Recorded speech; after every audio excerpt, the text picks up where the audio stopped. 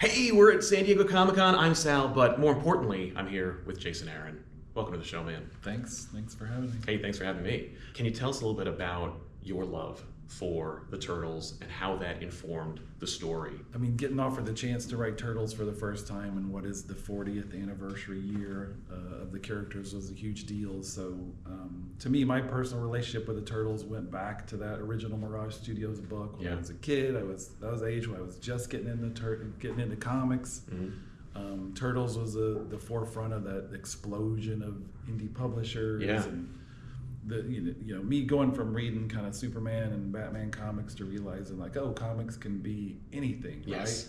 And that book in particular felt like it came from space, felt like it came from another planet. Yeah. Like, what is this? And it was funneling so much of the stuff I was into in terms of 80s action movies and Frank Miller comics, and also a book that pretty quickly established it could go anywhere, right? It's not just going to stick to the streets and the sewers. It's going to go into space and other dimensions and all that stuff. I ate it up, loved it, and made me a huge fan. So, for me, like, given those are my Turtles. Before the movies, before the cartoons, the toys, anything, it was all about the comics to me. So I wanted to pay homage to that, especially now in the 40th anniversary, but also to take what I love about those characters and try to do something that feels a little bit different. You mentioned how it could go anywhere, and that kind of like freewheeling spirit. You are a veteran in the comic book industry. You've told so many different stories, but have you found yourself kind of trying to throw caution to the wind a little bit and infuse a little bit of that kind of limitless nature to the Turtles in your run? Sure. I mean, I think that's what I try to do kind of in everything, right? Like I am 120% like a comic nerd, right? Yeah. Like whatever I'm working on is about the comics, right? And what I grew up with, what I love, what resonates with me. But it's like, how do I take that and do something that feels new, Right. Something that I connect with, that speaks to me, that takes these characters somewhere they haven't been. So I mean, that's where I'm doing Thor or Punisher or Uncle Scrooge or like whatever I'm doing, that's kind of the main goal. So with Turtles, absolutely, it's been about that. It's like this distills so much about what I think makes these characters cool and who they are and how they relate to each other. And we're using the Foot Clan, their classic enemy, but with a new twist.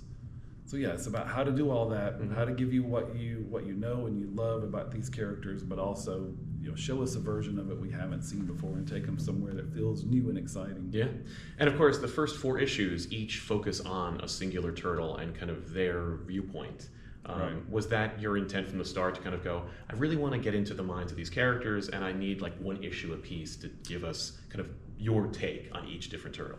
Sure, yeah. I mean, we're doing the classic story of the band's broken up and we get them back together, and part of that is seeing where the 4 brothers, the different directions they went, the different places they ended up in. They're kind of scattered all over the world, literally, and in different situations in which we've never seen these guys, right? Yeah. And kind of dealing with new challenges, some darker and greater than others, right? And we'll see as we go.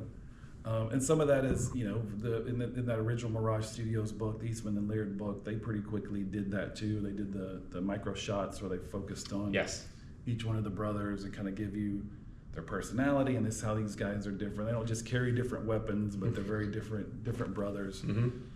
So some of us paying homage to that, and then it, gave us the chance to use 4 different amazing artists for each one of those 4 issues. You get Joel Jones on issue 1, and then Raphael Albuquerque on 2, the Mikey issue, Cliff Chang doing the Leo issue in number 3, and then Chris Burnham, who also did the Donnie story in the Alpha issue, which came out a month ago. He's doing issue 4.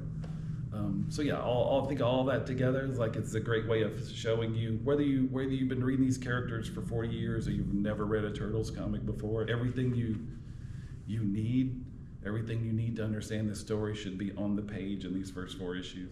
Can you pin down, because I know that when it comes to Turtles fans, there's no limit to the favorite era, favorite version, because for me, I remember growing up being like, the Turtles are ninjas who live in New York. And then, of course, going back, because the old Mirage books used to be out of print when I was a kid. And so going back and trying to reread them, eventually I finally did. And I'm like, they're in space in issue 3? Right. Like, what are the Triceratons doing here? Like, what is all this?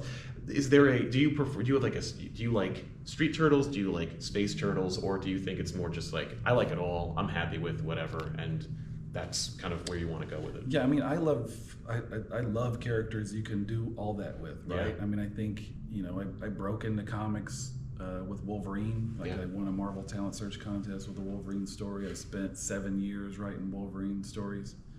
I enjoyed doing every different kind of story you could do with that character. He's one of those guys you can put him anywhere. Right. You put him in a Western, you put him in an action story, you put him in a horror story, you put, like, Like whatever kind of genre yeah. you don't, he can function within that. I love that. I love that as a reader, love that as a creator. I love that that's baked into the Turtles from the get-go. That it's clear Eastman and Laird.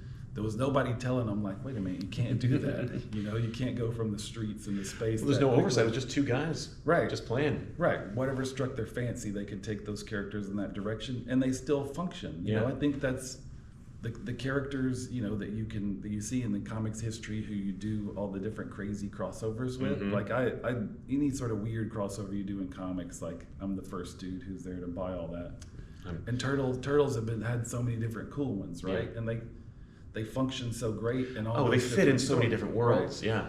So I love that. I love that as a creator. Like that's that means like your palette's kind of wide open of like you can do anything with these characters and still have them be who they are. So yes, with this new book, we're starting very, very street level, which again is kind of the story's called Return to New York, which is an homage. It is homage. Also has a lot of different meanings, which will kind of be more clear as the story goes along. Awesome. So some of it is kind of going back to the grittiness, the tone of that original book, and being back in the streets of New York and the sewers and all that kind of stuff. Even though like you said, we don't start there. Raph is in prison in issue 1. And Mikey's in Tokyo, and we'll see where the other guys are as we go. But it's still about kind of getting back to that street level tone. But again, given everything we're talking about and who the Turtles are, you don't expect them to stay there forever. Absolutely, right? Like you got to take a left turn at some point. Yeah. Well, I'm so excited to see more of this book. I'm really thrilled to hear that you have such a love for this universe and that you're going to be sticking with it for a while. And I can't wait to see the next one. Folks, pre-order your books. Check out Ninja Turtles from IDW. And we'll see you guys next time. Thank you, Jason. Thanks.